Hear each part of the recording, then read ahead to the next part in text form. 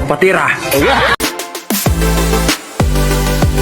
Ma, bakit wala tayong ulam na hotdog?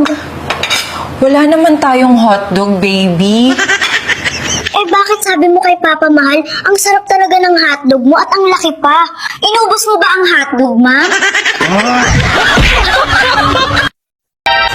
Sabi mo, sariwa pa yung rosas mo. Eh bakit ang sinilip ko'y maitim na? Kulubot na kulubot pa. Scammer.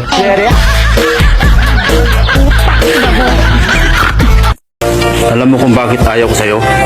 Aray! Makinig ka! Oo! Una, masyado kang marte. Oh no! Dalawa, masyado kang pakipot. Pangatlo, ayaw mo magpatira.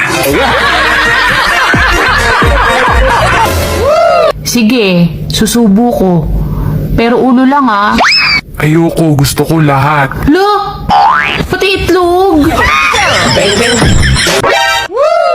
Kapag sinayang ka, lumandi ka, huwag kang feeling broken.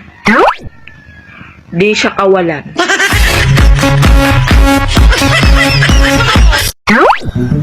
Uy, pre, alam mo ba, yung kamote ng tatay ko sobrang laki. 3 araw namin bago naubos. Sus, wala yan sa mani ng nanay ko. Araw-araw yung kinakain ng tatay ko, pero hanggang ngayon, di pa rin ubos.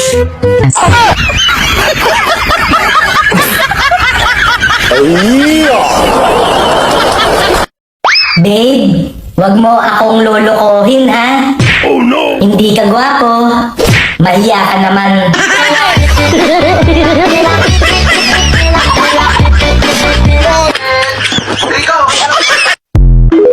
Akala ko ba kaibigan lang ang tingin mo sa akin?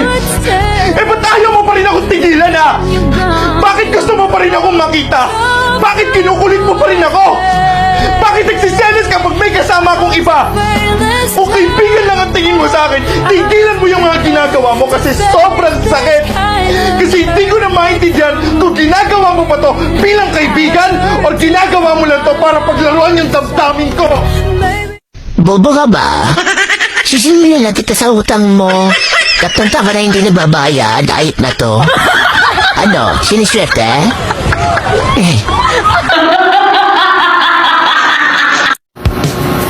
Kapag tinopak yung jowa mo, hayaan mo lang. Bakit? Wala ka naman jowa eh. Gago! Neneng! Halika! May ipapakilala ko sa'yo. Si Junjun. Ayoko. Lang galit yan eh.